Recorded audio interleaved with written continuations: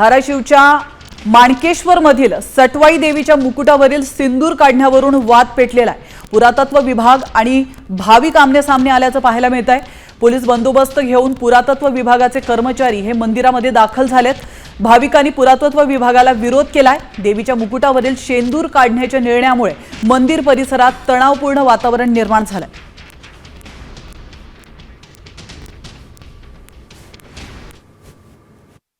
त्या प्रशासनाला त्या ठिकाणी निश्चितपणाने कळले की त्या शेंदुरामुळे त्या मूर्तीची झीज व्हायला लागलेली आहे किंवा ती मूर्ती खराब अवस्थेमध्ये, म्हणून त्या ठिकाणी मूर्ती शेंदूर काढायचा आहे। जाणीवपूर्वक कोण्या भक्ताच्या भावना दुखवायच्या नाहीत।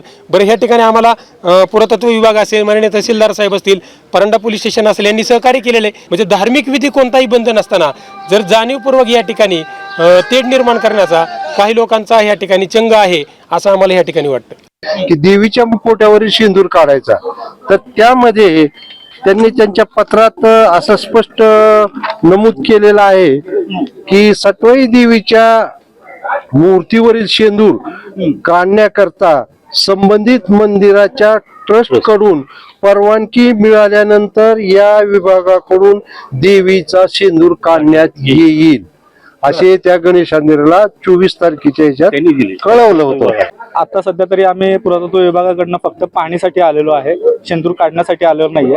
आणि ती मूर्तीची पाहणी केल्यानंतर परिस्थिती शेंदूर असल्यावरती आणि नसल्यावर काय आहे याच्याबद्दल आपल्याशी चर्चा करण्यासाठी म्हणजे ग्रामस्थांशी आम्ही इथे आलेलो। ज्या मूर्ती 100 वर्ष जुन्या असतील किंवा जे वास्तू असतील ह्या अधिकार क्षेत्रात जरी नसल्या तरी देखील त्यांच्यावरती सजेशन देणं, त्यांचं व्यवस्थित संगोपन करणं तिसऱ्या पार्टीतर्फे उदाहरण गावकऱ्यांना सांगून ते करून घेणं हे पुरातत्वाचे अधिकार आहे।